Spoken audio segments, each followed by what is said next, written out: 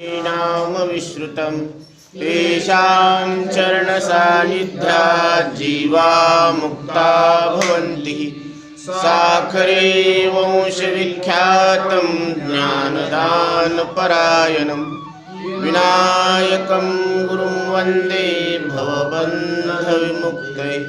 ज्ञानप्रतापविलसत्वचनामृतं च अद्वैतभावपटुता हितबुद्धिरस्य ज्ञानेश्वरस्तु भगवान् अवतीर्णैव। श्रीरंगनाथ गुरुराज नमोस्तु तुभ्यम्। तैसा तू अक्षयी रामी राम होसी, होणे जाणे तुझसी कोठे आहे। संयोग वियोग आपापना किवी, तुची तू गोसावी नामे वीन। बोलणे खुंटले मौन हरपले, ऐसे जे संचले तुची रामा। असं वशिष्ठ ऋषी प्रभू रामचंद्रांना उपदेश करत आहेत। योग वासिष्ठ नावाचा ग्रंथ आहे, निर्वाण प्रकरण आहे, सर्ग 77 आहे आणि कथा इथून पुढे होणार आहे। राजा शिखिध्वज आणि राणी चुडाला यांची जी कथा आहे ती कथा, तिचा जो समन्वय आहे तो पुढे येणार आहे। पण तत्पूर्वी वशिष्ठ ऋषी सांगतात, ऐसी वशिष्ठाची वाणी पडता काणी, श्रीराम निर्वाणी रमस समरसे। म्हणजे प्रभू रामचंद्रांना समाधी लागली। हे सगळं ऐकल्यानंतर, कारण वशिष्ठ ऋषी सांगतात, राघवा, संयोग आणि वियोग आपल्या स्वरूपामध्ये नाही। जे भेटलेलं आहे ते वियोग, त्याचा वियोग होणार आहे, ते जाणार आहे। जे आलेलं आहे ते जाणार आहे, जे मिळालेलं आहे ते संपणार आहे। पण आत्मस्वरूप न आलेलं आहे, न जाणार आहे, न मिळालेलं आहे, न समाप्त होणार आहे। हे धर्म आपल्या स्वरूपात नाहीये, ते नित्य प्राप्त आहे। तैसा तू अक्षयी रामी राम होसी, होणे जाणे तुझसी कोठे आहे। बोलणे खुंटले मौन हरपले, बोलणं सुद्धा कुंठलं, मौन हरपलं। कारण मौनामध्ये प्रकृतीचंच एक कर्म आहे आणि आपण तर अकर्म आहोत। कर्म असताना सुद्धा अकर्म आहोत, परंतु प्रकृतीच्या न करण्यात सुद्धा आपलं अकर्तत्व आहे। मग अकर्तत्व प्रगटे मज ईश्वराते। सागरात जीवी गंगा एक रूप, वृत्तीचे संकल्प तैसे झाले। जसं सागरामध्ये गंगा जाऊन मिळाली सागराला, मग ती कुठं गेली? ती एकरूप झाली। तुका म्हणे गंगा सागर संगमी, अवघ्या झाल्या उर्मी एकमय। ती एकरूप झाली। तसं वृत्तीचे संकल्प तैसे झाले। तसं प्रभू रामचंद्रांच्या सगळ्या वृत्त्या शांत झाल्या आणि समाधी लागली। देह काष्टवत तटस्थता आली, देह लाकडासारखं तटस्थ झाला। समाधी लागली निर्विकल्प, आणि प्रभू रामचंद्रांना निर्विकल्प समाधी लागली। कुठलाच विकल्प आता उठत नाहीये। श्रीरामाची स्थिती वसिष्ठे पाहुनी, ही स्थिती प्रभू रामचंद्रांची वसिष्ठ ऋषींनी पाहिली। काही हर्ष मनी झाला नाही, काही मनामध्ये काही आनंद झाला नाही। तेव्हा मुनिराज विस्मय पावले, म्हणती कैसे झाले अघटित। त्यावेळेस वसिष्ठ ऋषींना आश्चर्य वाटलं की हे कसं काय अघटित झालं असं। कारण इतकं सांगितल्यानंतर प्रभूंना समाधी लागली। प्रवृत्तीचे रूपी मुळी झाले नाही, तेथे निवृत्तीही आली कोठे। प्रवृत्तीचं रूप मुळातच झालं नाही आणि इथं निवृत्ती कस काय आली, म्हणजे समाधी कस काय लागली प्रभूंना। सविकल्प जरी स्वरूप असते, तरी बोलू येते निर्विकल्प। सविकल्प जर आपलं स्वरूप असलं असतं तर सांगावं लागलं असतं की तुम्ही निर्विकल्प परमात्मा आहात. निज रूपी केव्हा झाले उत्थान, समाधी निर्माण नेणुकीसी. जर आपल्या स्वरूपामध्ये उत्थान असलं असतं, म्हणजे समाधीतून परत जागा होणं, हे जर आपल्या स्वरूपात असलं असतं, तर समाधी निर्माण नेणो कैसी, मग समाधी कुणी निर्माण केली असते? जेथे अद्वैतेशी द्वैत हे मावळे, अद्वैताला द्वैताचा मावळतो, म्हणजे द्वैताभास मावळतो. म्हणून ज्ञानोबराय सांगतात की मावळवीत विश्वाभासू, नवल उदयला चंडांशू, अद्वय अब्जिनी विकासू वंदू आता. सद्गुरू म्हणजे असे सूर्य आहेत की जे विश्वाच्या भासाला मावळून टाकतात. आणि हा सूर्य काय करतो? हा संपूर्ण जगाला प्रकाशन करतो, प्रकाश देतो.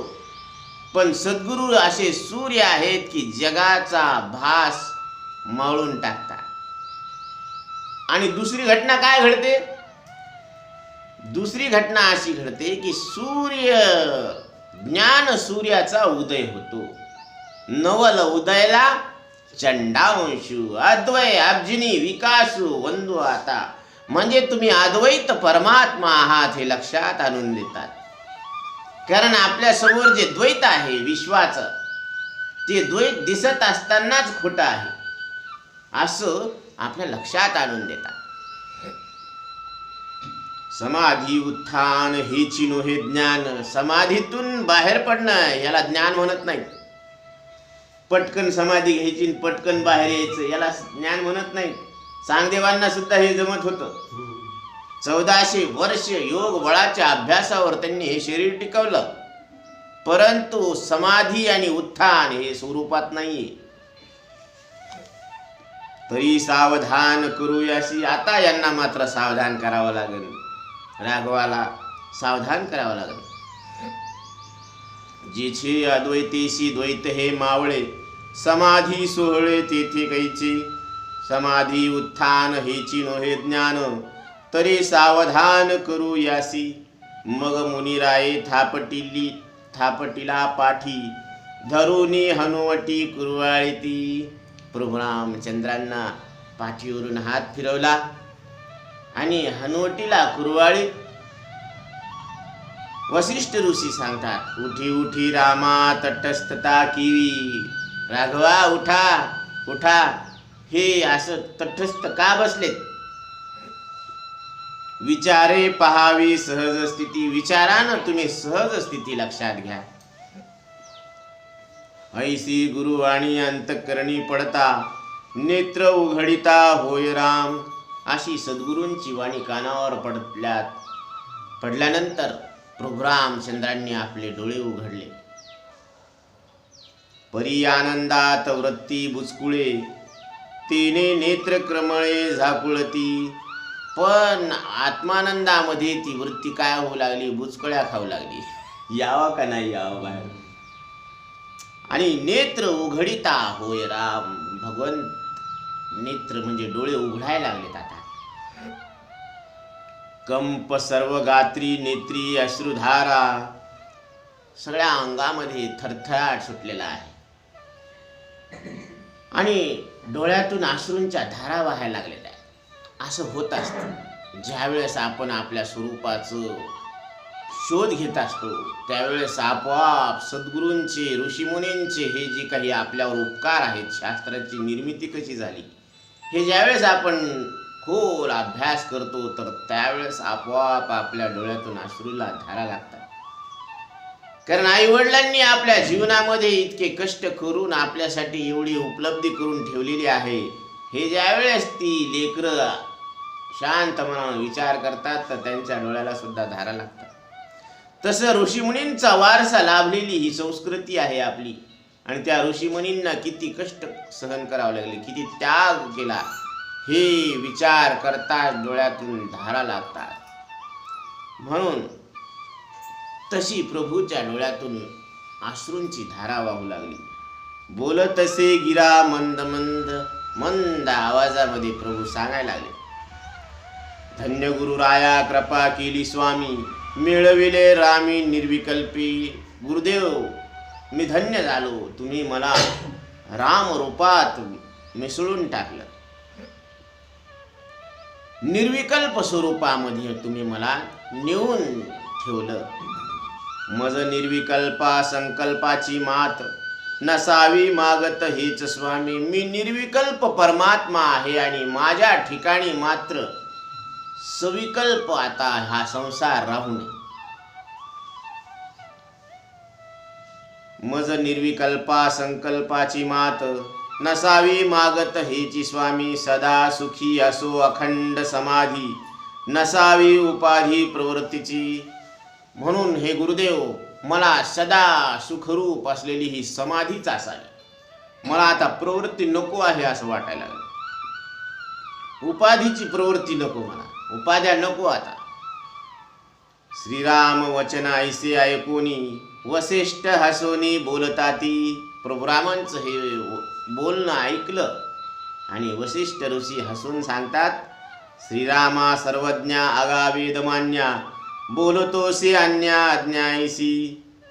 श्रीरामा, तुम्ही सर्वज्ञ आहेत, वेदाला तुम्ही मान्य आहात आणि तुम्ही असं कसं बोलता?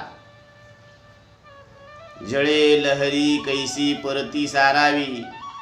पाण्यातले जे लहर असते ना, त्यांनी पाण्याला कसं दूर लोटावं? कारण पाणी म्हटलं की तिथं तरंग येणारच ना. अग्नीने दौडावी ज्वाळा किवी. आता अग्नीनं ती ज्वाळा असते ना, ती टाकून द्यावी किंवा दूर करावी, असं शक्य आहे का? नाही. निज किरणावरी मार्तंड रुसला. मार्तंड म्हणजे सूर्य आपल्या किरणावर रुसला. जमतं का असं?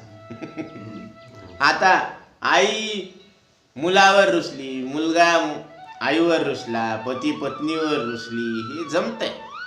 पण सूर्य आपल्या किरणावरच रुसला.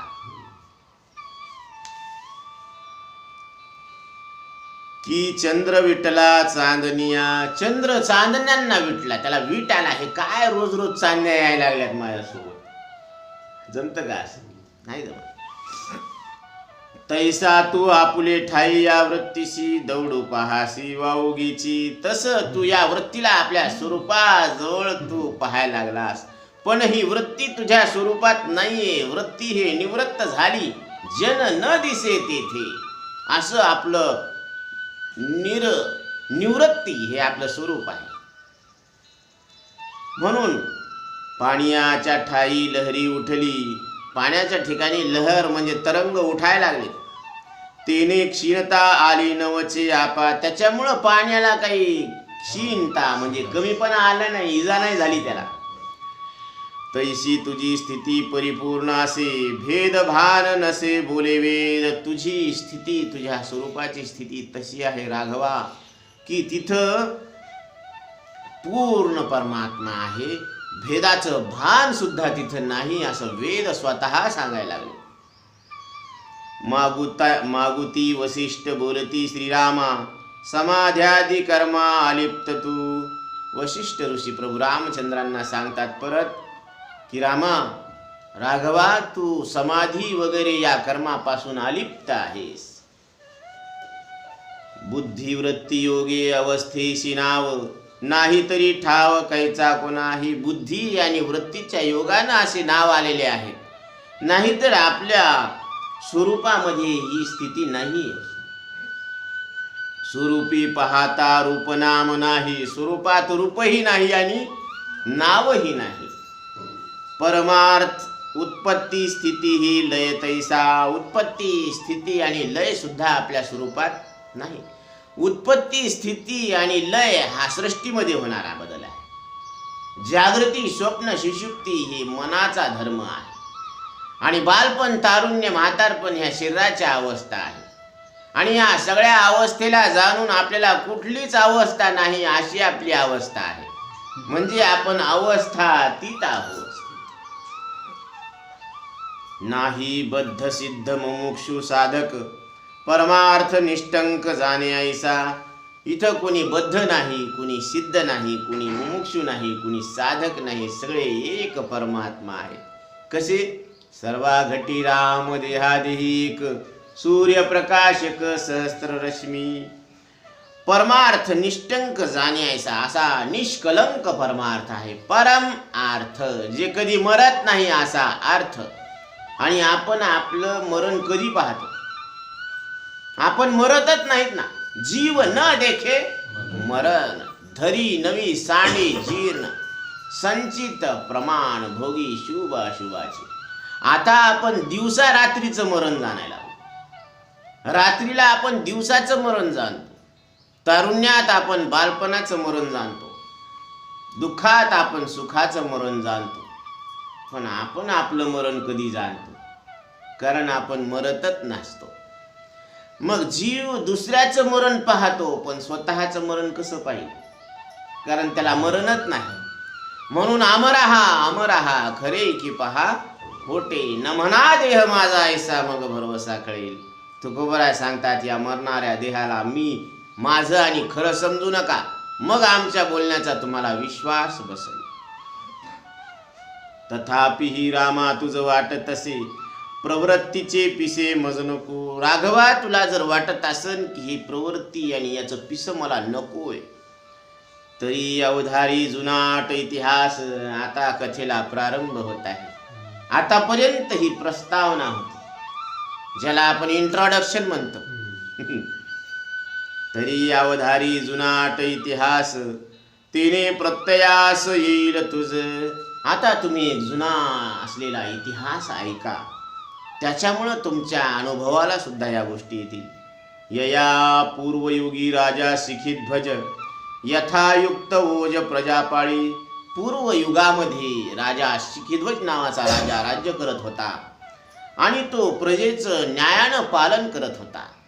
प्रजेचं पालन न्यायपूर्वक करत होता. तयाची ते भार्या चुडाला नामाची, धर्मार्थ कामाची धर्मपत्नी. तिच्या पत्नीचं नाव चुडाला होती. ती धर्मपूर्वक आचरण करणारी धर्मपत्नी. म्हणजे तिचा स्वभाव चांगला होता, धर्मयुक्त वातावरण होतं आणि आचरण सुद्धा तसंच होतं. 109 क्रमांकाच्या ओळीपर्यंत हंसराज स्वामींनी चुडाला आणि राजा शिखिध्वज नामक कथानकाला आरंभ केलेला आहे. 110 क्रमांकाच्या ओळीमध्ये धर्मपत्नी योगे, अर्थपत्नी योगे, कामपत्नी योगे, कर्मकांडी. कर्मकांड करणाऱ्याला जे काही धर्म आहे ते पत्नीमुळेच होतो, अर्थसुद्धा होतो, कामही होतो. म्हणजे हे चारी पुरुषार्थ पत्नीमुळं सिद्ध होत असतात. पत्नी योगे मोक्ष नाही बोलियेला, अन्यथा तो केला चुडालेने. परंतु मोक्ष मात्र पत्नीमुळं होतो असं कुठं ऐकलेलं नाही. परंतु ही गोष्ट चुडालेनं सिद्ध करून दाखवलेली आहे. हेच हंसराज स्वामी आपल्याला 111 क्रमांकाच्या ओळीमधून सांगतात. पुंडलिका वरदे हरी विठ्ठल श्री ज्ञान